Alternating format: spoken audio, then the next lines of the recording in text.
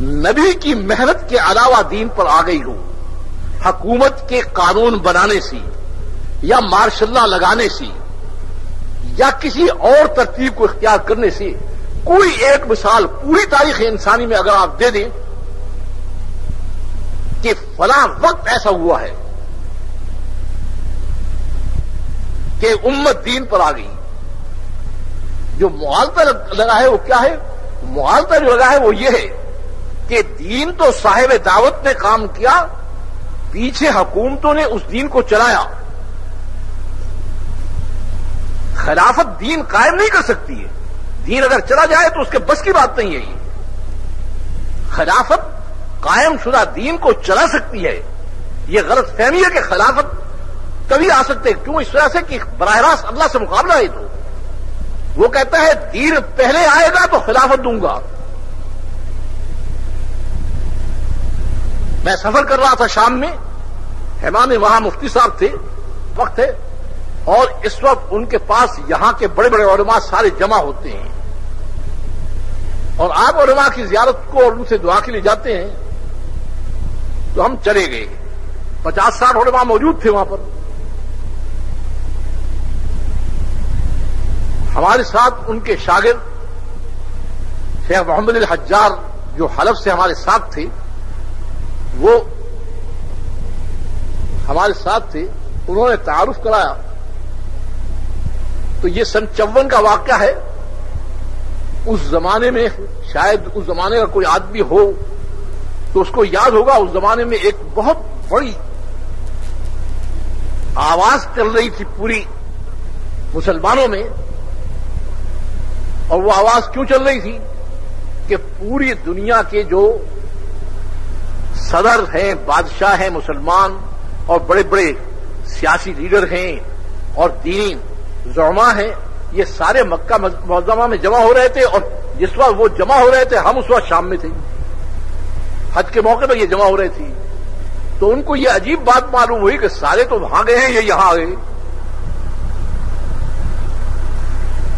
تو انہوں نے جب ذکر کیا تو شیخ نے بہت ہی خوشی کے ساتھ یہ کہا کہ الحمدللہ اب وہاں پر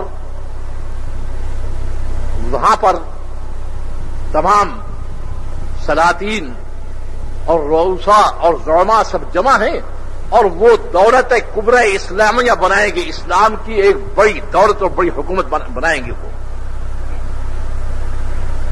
بڑی خوشی سے انہوں نے کا اظہار کیا۔ لوگ ہم سے کہتے رہتے ہیں، ہم لوگوں کی سنتے رہتے ہیں، جواب کیوں نہیں دیتے؟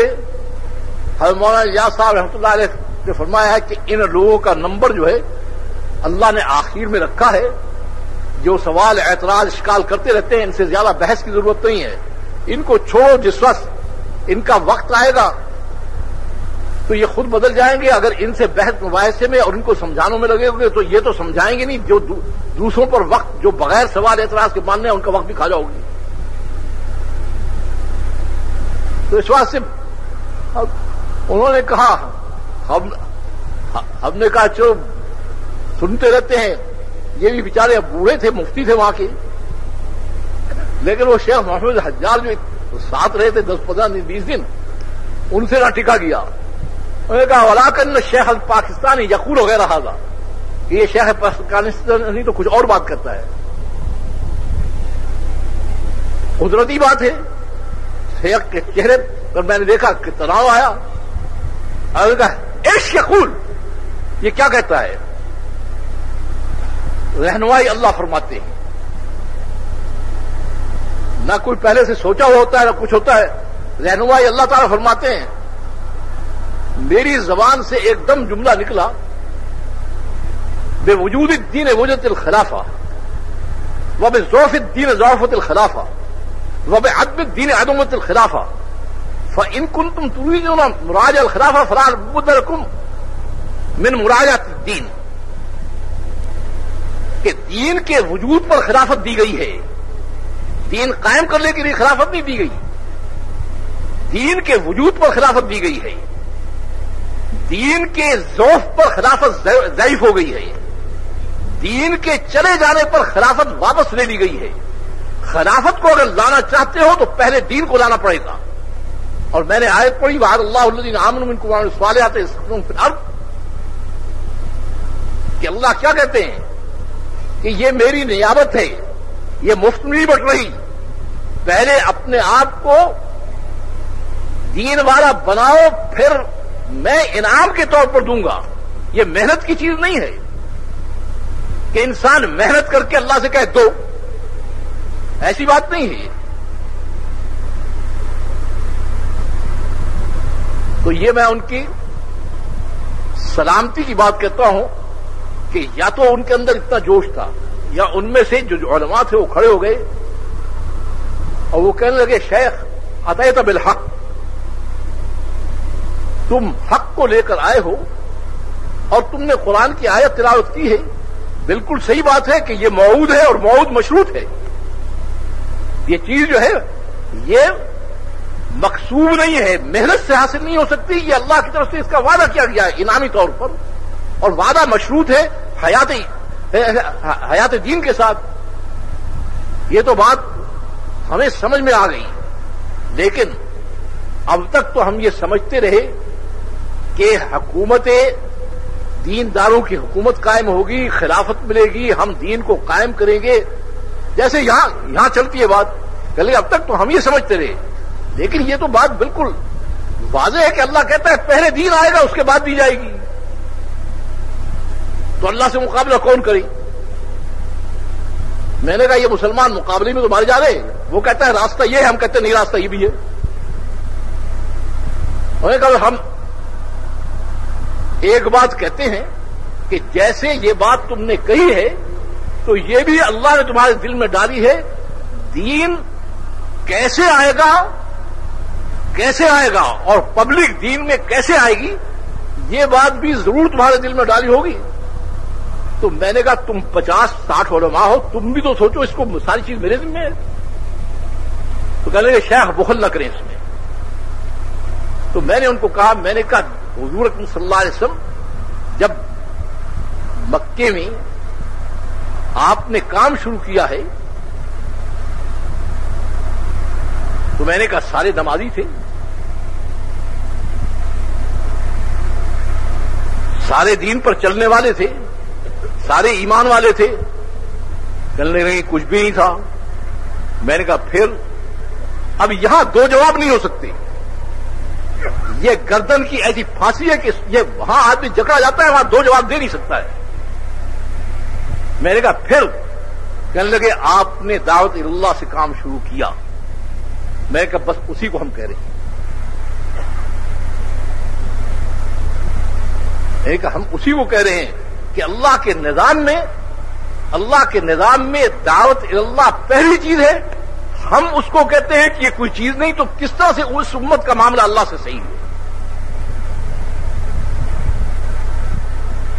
میں نے کہا جب بھی کفر پھیلا ہے یا جب بھی دینی امتیں بگڑی ہیں تو اللہ تعالیٰ نے نظام دعوت کے ذریعے سے اس کے رخ کو موڑا ہے. اب آپ کہتے ہیں کہ نہیں یہ یوں بھی مڑ سکتا ہے, یوں بھی مڑ سکتا ہے, یہ بھی ہو سکتا ہے, وہ بھی ہو سکتا ہے. تو میں نے کہا براہ راست اللہ سے لڑائیے, مسئلہ کیسے حل ہو؟ میں نے کہا نہ مخلصین کی کمی ہے, نہ متقی لوگوں کی کمی ہے, نہ دین پر محنت کرنے والوں کی کمی ہے. کمی یہ ہے کہ اس کی تحقیق نہیں کہ اس کا نظام کیا ہے, اور اس کی تحقیق نہیں کہ انبیاء کو اس نے کیا ترتیب دی ہے. یعنی کہ اس کام کا منشا کیا ہے؟ اس کام کا منشا یہ نہیں ہے کہ آپ دین کو لانے کی محنت کریں. اس کام کا منشا یہ ہے کہ دین کو لانے کے لیے اللہ کے نظام اور نبی کی ترتیب پر محنت کریں.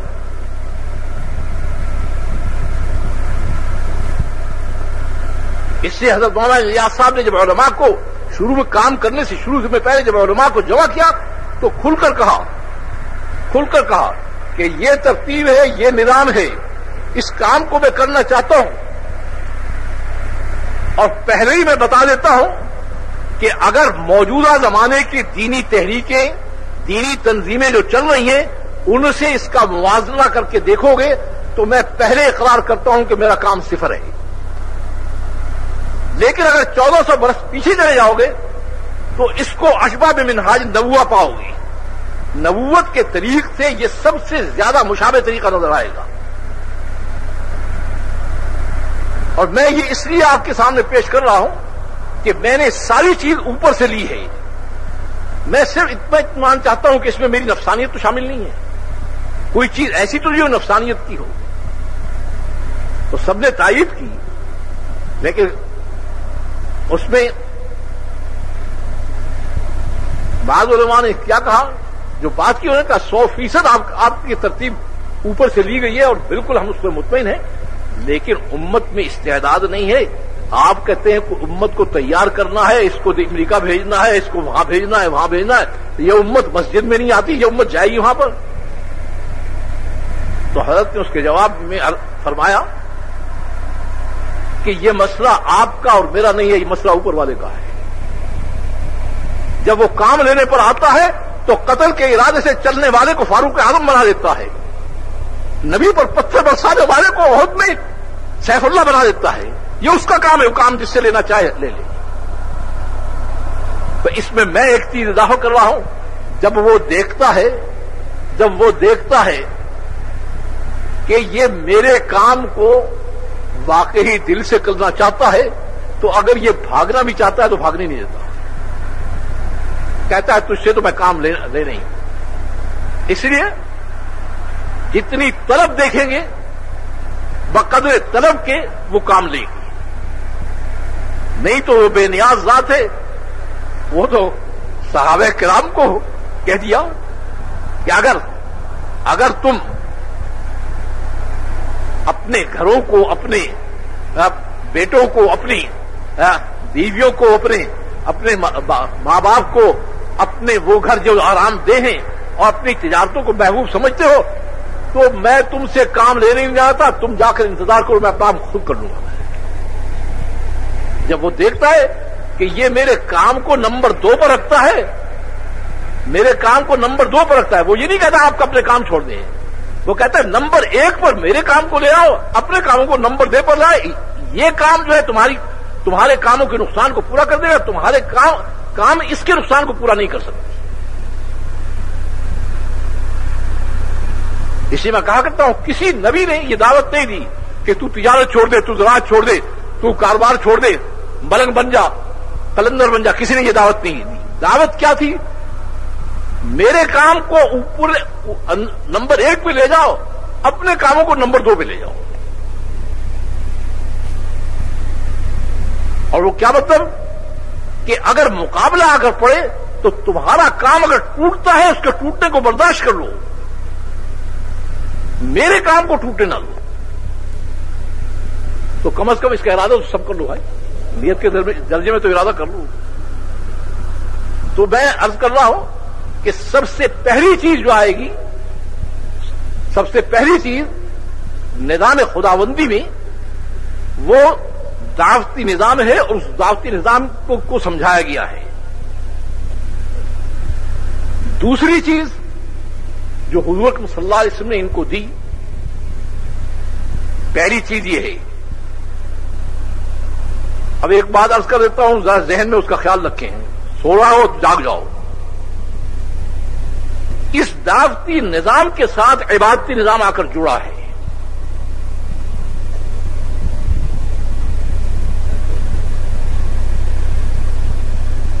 یہ نہیں ہے کہ عبادتی نظام آ گیا ہے اور دینی نظام آ گیا ہے اور دین پر چلنے والے ہو گئے تو دعوت رک گئی ہو. نہیں, اس کے ساتھ جڑا ہے. دعوت چل رہی ہے, عبادات کا نظام آ رہا ہے اور دعوت مسلسل چل رہی ہے. اسے میں نے لاہور میں کہا تھا کہ لاہور کے اجتماع میں کہ یہ دعوت بمنزل روح کے ہے, بمنزل روح کے ہے. یہ اگر رکے گی تو دین کا ہر شعبہ مردہ ہو جائے گا. اور جیسے روح نکلنے کے بعد آنکھ بھی نظر آتی ہے, ہاتھ بھی انسان کے نظر آتے ہیں, کان بھی نظر آتے ہیں, لیکن اس میں ہوتا کچھ نہیں ہے. ایسے ہی نماز بھی نظر آئے گی, روزہ بھی نظر آئے گا, حج بھی نظر آئے گا, لیکن اندر کچھ بھی نہیں ہوگا اس کی. تو اس دعوتی نظام کے ساتھ پھر عبادتی نظام آ کر جڑا ہے. اور عبادتی نظام کس طرح سے جڑا ہے؟ عبادتی نظام کس طرح سے جڑا ہے؟ یہ نہیں ہے کہ عبادت آپ جیسے مرضی ہے کر لو.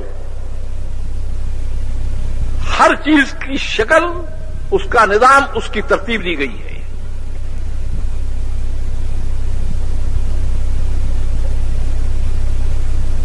اور یہ عبادتی نظام زندگی کے ہر شعبے پر شامل ہے. کوئی شعبہ زندگی نہیں ہے بیت الخلاء میں جانے سے لے کر تخت حکومت پر بیٹھنے تک, کوئی شعبہ زندگی ایسا نہیں ہے جو اس عبادتی نظام میں اس کا نظام اور اس کی ترتیب نہ بتائی گئی.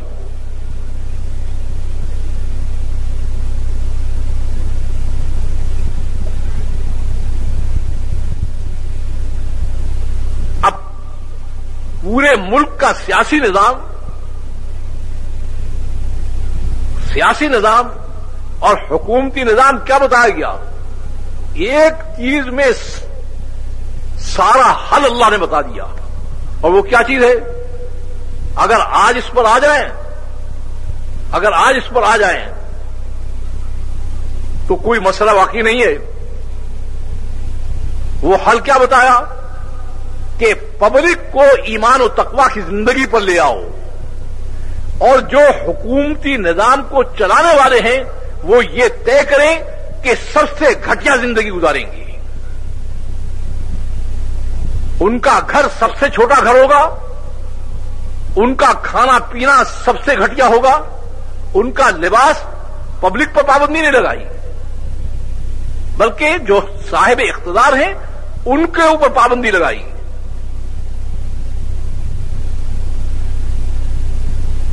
کہ تم اگر نظام چلانا چاہتے ہو تو اپنی زندگی کو سب سے زیادہ مختصر کرنا پڑے گا.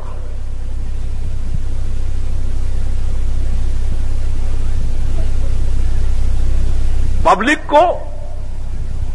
کو ایمان و تقوی کی زندگی پر لے آؤ تاکہ اس کا رابطہ اوپر سے صحیح ہو, اور پبلک اطمینان اور سکون کی زندگی بسر کرے. اس میں تمہیں سب سے گھٹیا زندگی اختیار کرنی پڑے گی.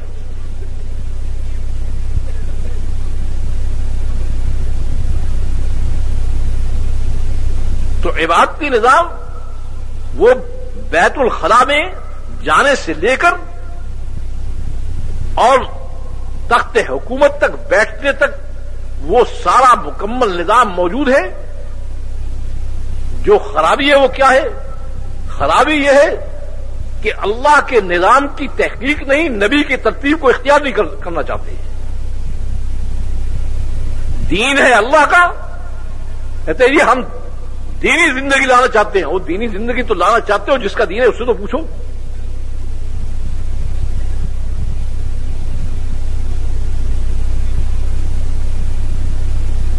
ایک واقعہ لکھا ہوا ہے ایک بہت بڑے بزرگ کا کہ وہ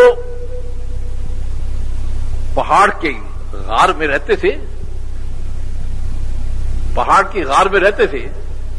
لوگوں کے عوام اور خواص کا مرجع تھے. لوگ بہت آتے جاتے تھے ان کو. تو کہیں سے کوئی ایک عالم آئے, ان کو بھی شوق ہوا کہ میں ان کی زیارت کروں. وہاں زیارت کرنے کے لیے وہ گئے. تھوڑی دیر بیٹھنے کے بعد وہ عالم ادھر ادھر دیکھنے لگے. کہ ان بزرگ نے کہا کہ آپ کیا دیکھتے ہیں؟ کہنے لگے میں یہ دیکھ رہا ہوں کہ گندگی کی بو آ رہی ہے. میں دیکھ رہا ہوں کہ کہاں ہے, کیا چیز ہے. انہوں نے کہا بات یہ ہے کہ میرا نفس جو ہے وہ خوشبو کو چاہتا ہے, تو نفس کا خلاف کرنے کے لیے میں نے گندگی کی بتی بنا کر ناک میں رکھ کے اس کی بو آ رہی ہے. عالم نے کہا کہ آپ نے اس کو تو سوچا کہ نفس کا خلاف ہے, مگر اس کو نہیں سوچا کہ گندگی رکھنے کے بعد تو کوئی عبادت قابل قبول ہی نہیں ہے.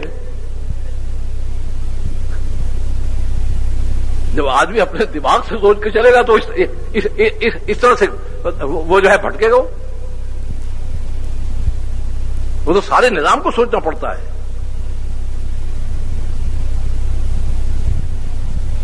اب اللہ کے نظام میں کیا بات ہے؟ دعوت سے چلو، دعوت سے چلو اور دینی زندگی پبلک کی بحال کرو. محنت کرو کہ پبلک دینی زندگی پر آ جائے. وہ دینی زندگی جب آ جائے گی تو میں ساتھ ہو جاؤں گا. مجھے ساتھ لے کر پھر آگے چلو. مجھے ساتھ لے کر آگے چلو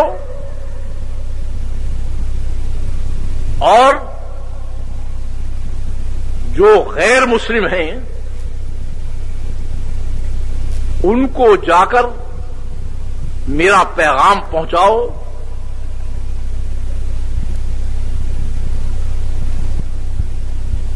میرا ان کو پیغام پہنچاؤ. اگر وہ پیغام پہنچانے میں رکاوٹ بنیں گے تو پھر تمہارا مسئلہ نہیں ہے، پھر میرا مسئلہ ہے. میں دیکھتا ہوں کون ٹھہرتا ہے. پھر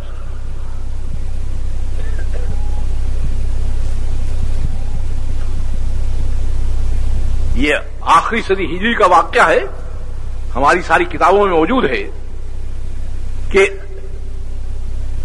یہ تمام نصارہ اور یہود اور سارے یہ سب کے سب جمع ہوئے رومۃ الکبریٰ میں، اور اس پر بحث ہوئی کہ یہ ایک تھوڑی سی جماعت ہے، نہ ان کے پاس سامان جنگ ہے، نہ کھانے پینے کا سامان ہے، ایسے ہی فقیر سے لوگ ہیں، لیکن ہماری منظم سے منظم اور بڑی سے بڑی فوج ان کے سامنے ٹھہرتی نہیں ہے. کیا قصہ کیا ہے یہ؟ اس پر بحث. اور بحث کیوں تھی کہ اگر صحابہ کرام کی ساری فوج کی تعداد جو مختلف مقامات پر روم اور فارس میں مقابلے پر آتی رہی ہے، ان کو جمع کیا جائے تو 60-70 ہزار سے زیادہ نہیں بنتے. کہیں 10,000 ہیں، کہیں 20,000 ہیں، کہیں 5,000 ہیں، کہیں 3,000 ہیں. ان کو جمع کر لیا جائے تو اس سے زیادہ نہیں بنتی. ان کے مقابلے میں جو فوج ان کی اتری ہے روم و فارس والوں کی، ان کو جمع کیا جائے تو وہ 60-70 لاکھ سے کم نہیں بنتے. تو جھگڑا یہ تھا کہ یہ اتنی مختصر سی جماعت، نہ اس کے پاس سامان حرب، ہماری منظم فوجیں، ہزاروں سال کی حکومتیں ہماری قائم، ہمارے پاس اتنا ساز و سامان، یہ ٹھہرتی کیوں نہیں ان کے مقابلے پر؟ تو انہوں نے وہ بات کہی جو آپ کے یہاں آج عام طور سے کی جاتی ہے کہ جی مسلمانوں میں اتحاد نہیں، وہ نہیں. انہوں نے بھی یہی کہا کہ ہمارے میں اتحاد نہیں، ہمارا یہ ہو گیا، ہمارا وہ ہو گیا. تو وہ پوپ کھڑا ہو گیا، اس نے کہا اس میں سے کوئی بات نہیں ہے. یہ جتنی باتیں تم کہہ رہے ہو ایسی بات کر رہے ہو، اس میں سے کوئی بات نہیں. جو اصل چیز ہے وہ میں بتا دیتا ہوں. اصل چیز یہ ہے کہ ان کا نبی اپنا جوہر ان کی طرف منتقل کر گیا ہے. لیس علیہم ہم دعوت اللہ کے علاوہ ان کا کوئی غم زندگی نہیں ہے. اسی کے لیے مرتے ہیں، اسی کے لیے جیتے ہیں. اور یہ دعوت دینے کی وجہ سے چونکہ اوپر کے سفیر ہیں، لہذا جو ان کے مقابلے پر آتا ہے وہ ان کا مقابلہ نہیں، وہ اوپر والا آ جاتا ہے مقابلے پر. اس کا مقابلہ کون کرے؟ یعنی وہ اس کافر کو تو یہ بات سمجھ میں آ گئی، اور مسلمان کہتے ہیں یہ کیا کام ہے؟ تو میں نے کل بھی عرض کیا تھا کہ اللہ نے اس میں دو ہی طاقت رکھی ہے، یا یہ کفر کو موڑ دے گا یا توڑ دے گا.